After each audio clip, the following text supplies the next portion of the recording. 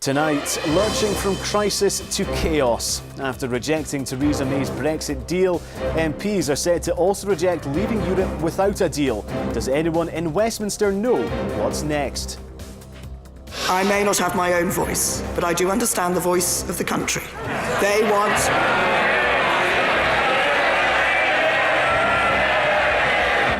Shock and sadness over the deaths of 3 young Swiss and French climbers avalanched on Ben Nevis. Fresh calls for safety upgrades on a major northeast trunk road after 3 people die in an Aberdeenshire crash. And in sport, Aberdeen book a Scottish Cup semi-final date with Celtic after last night's Ibrox thriller against Rangers. Good evening, I'm Ben Phillip and this is the STV News at 6, live from Aberdeen.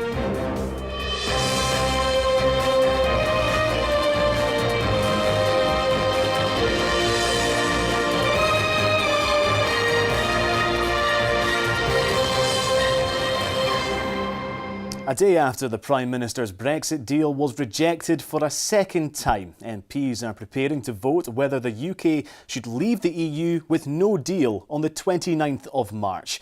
The Prime Minister confirmed this afternoon that's not the option she's backing. But if MPs can't agree what to do, what happens next? Well, more on this story to Catherine Sampson in Westminster. And Catherine, what can we expect from tonight's vote? Catherine, thank you. The UK government will not impose tariffs on the majority of goods entering the country in a no-deal Brexit. But there are plans to tax imports on some farming products such as beef, poultry and some dairy products in a bid to protect the sector. Scotland's farming unions say a no-deal would have a catastrophic impact on the industry. Here's Stephen Brown. And Stephen's here with me now. Now, Stephen, the government are saying that they're taking the initiative here, but what are we to make of this move?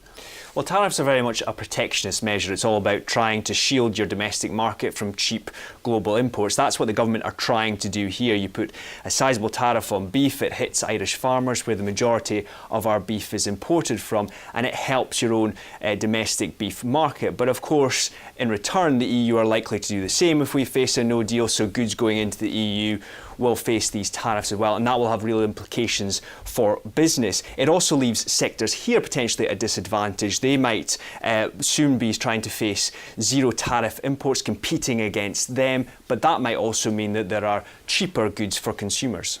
But of course, if we did get a deal with the EU, does this say anything about what the UK government's trade policy might be like after Brexit?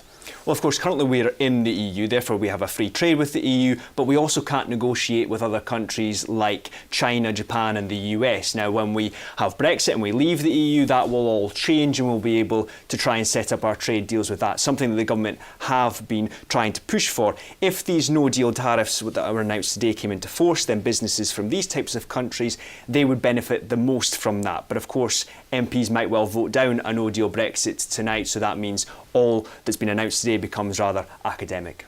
Interesting times ahead. Thank you, Stephen. 3 climbers who died in an avalanche on Britain's highest mountain were part of a Swiss climbing group. A 4th is in hospital with serious injuries after a wall of snow engulfed him and his colleagues. The avalanche risk in the area was classed as high, with 2 occurring in the same gully in previous days. This from Nicola McCally in Fort William. And Nicola, we've heard today from the sole survivor of this tragedy, haven't we? Nicola in Fort William, thank you.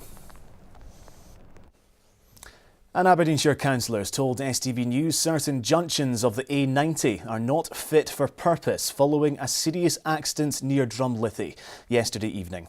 2 men and 1 woman died after colliding with another car and a CityLink coach at around 4:30 yesterday. 4 others were injured in the 3-vehicle smash.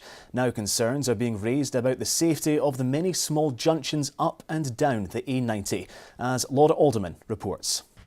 Police say the death of a man in Aberdeen is being treated as unexplained. Forensic officers cordoned off a block of flats on Summer Street in the city centre yesterday evening. The force say inquiries into the death are at an early stage. Tributes have been paid at Westminster to firefighters who tried to save the Fair Isle Bird Observatory. Fire crews were flown to the island from the Shetland mainland after a blaze destroyed the building. Residents of the National Trust-owned island have been left devastated. Meanwhile, more than £22,000 has been raised to help a family who lost their home and possessions in the fire. Unite Union members at the Shetland gas plant are taking strike action in a dispute over their terms and conditions. The 24-hour stoppage also centres on changes to shift patterns. More than 200 workers have already taken part in a strike on 3 North Sea platforms. The contractors are employed by Aker and Petrofac. A former astronaut has touched down in the Granite City to help inspire the young scientists of the future. Around 3,000 people are taking part in a series of events for NASA in Aberdeen this week. Carl Walls has been part of the NASA delegation visiting Aberdeen Science Centre. Mr. Walls has enjoyed a distinguished career as an astronaut and is a veteran of 4 space flights, logging a total of 231 days in space. And that brings us on to the sport with Chris. Chris, quite the night for the Dons last night. It was so exciting. I think fans of any club would have enjoyed the game last night, but it must have been so frustrating for Dons fans. Couldn't watch it on the telly, following on Twitter, listening on the radio. Very, very nerve-wracking, but they can relax and enjoy it today. And confirmation, the semi-final, 14th of April, 2 p.m. at Hampden. Fantastic. Now here's the weather forecast. Now, it's an iconic Scottish film that brought the northeast village of Pennin to worldwide attention, and now after 36 years, local hero is back, this time as a musical. The curtain goes up at the Royal Lyceum Theatre in Edinburgh tomorrow, with the production promising to bring the story to a new generation and please fans of the original. Gordon Cree has had some early access. Looks like it'll be a good show. And that's all for this Wednesday's edition of the programme. I'll be back with the late news around 10:30 before Scotland Tonight. From everyone here, whatever you're up to, have a very good evening. Bye-bye.